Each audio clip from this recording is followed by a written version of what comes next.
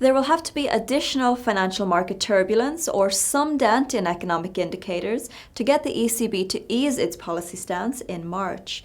Holger Schmieding, Berenberg Bank.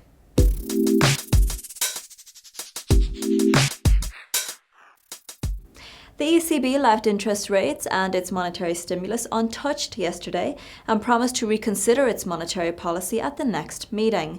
What indicators will the ECB be focusing on between now and March, and do you think Draghi will deliver on his promise? The European Central Bank will focus on two things. First of all, do financial markets remain as unsettled as they have been recently? If so, that would be an indication that the ECB ought to act to do something against this unnerving volatility.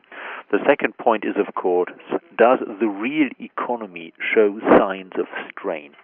If economic indicators such as the Purchasing Managers' Indices, the Eurozone Economic Sentiment Index or the German IFO Index, if these real economy indices go down, then the European Central Bank would probably act.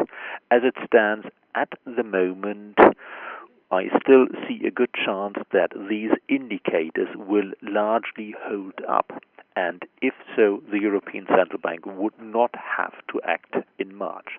But from where we stand, it will not take very much, either additional financial market turbulence or some dent in economic indicators to get the European Central Bank to ease its policy stance on the 10th of March. China GDP for the fourth quarter showed growth at 6.8%, and although it came in slightly lower than expected, it's still not as low as the 6.2% seen in 2009. What are you expecting for the first quarter of this year? We expect a continuing modest deceleration of Chinese growth, so the first quarter of this year could come in at 6.7%.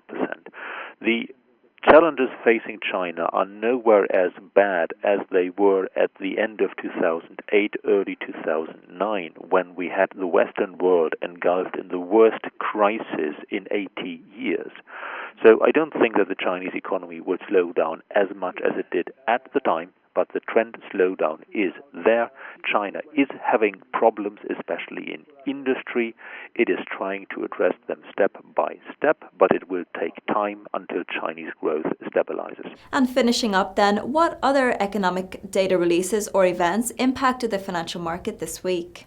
Well, we had this week the European Central Bank as probably the biggest event. The European Central Bank suggested that it will ease policy further if required in March. On top of that, we got some other data suggesting that the Western economies are doing okay despite a little dent towards the end of the year, early this year. For instance, UK retail sales for December came in softer than expected, but if you take the fourth quarter together, they remained all in all on a solid uptrend. We had the German ZEW expectations, which also showed a modest dent as a reflection of the financial market turbulence.